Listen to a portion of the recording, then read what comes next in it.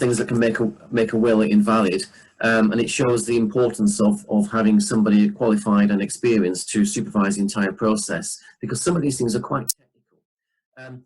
Everyone knows, or most people know, that a will has to be witnessed by 2 witnesses. What a lot of people don't know is that all 3 of those people have to stay in the same room or be in each other's sight during the entire process. And if that's not done, and we have come across cases where perhaps one of the witnesses has popped out, maybe to answer the door, the doorbell's rung, a witness pops out to answer the doorbell, and during that gap, someone else is signing the document, that could technically invalidate the document. Now, if the signing is supervised by a solicitor, then the solicitor will be aware of these things.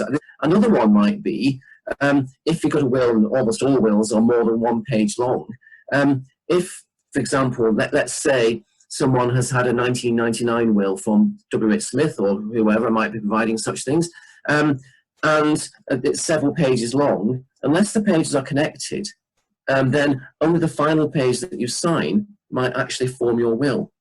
To actually, the entire document to form the will, all the pages must be connected, or they must be held together by the physical act of the testator's hand or body pressing them together whilst he signs the document.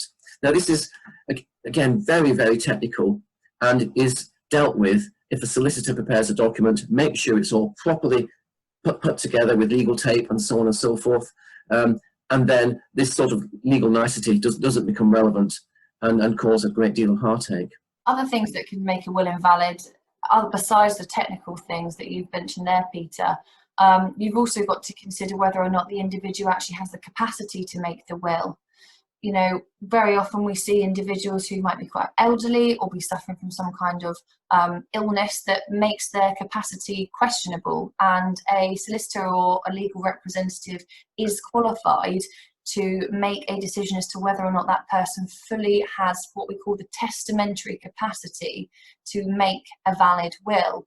If there's any uncertainty at all, a legal representative will be able to advise how that uncertainty can be unravelled. That may be in the form of getting a doctor's report or a report from a consultant of some kind. So there are other things that need to be considered there too. And of course, the final thing, well, not the final thing, there are other things as well, but another thing that needs to be considered is whether or not there's any kind of influence or duress that's taking place to cause an individual to sign a will that actually they're not that happy with. And if they are under duress or influence of an undue nature, they can invalidate their will. It's not a valid will if they do not want to actually sign it, even if they do put their hand to it. So again, a solicitor would invite an individual into a private scenario to be able to ensure that what they're signing is in fact representative of their wishes and there isn't anything untoward going on. If there's, you know, people signing wills at home, drafting their own wills in a little bit more of a relaxed setting or informal setting, whilst that might make somebody feel a little bit more comfortable, they may not actually be adhering to the necessary rules to make a valid will.